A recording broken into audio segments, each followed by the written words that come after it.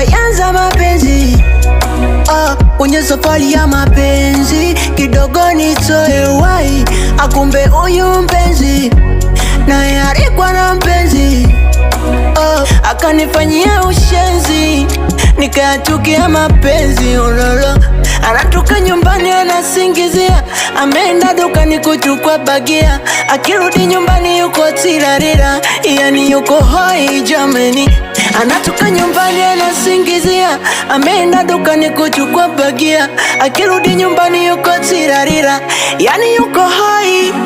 Yamenishinda haya mapenzi, yamenishinda.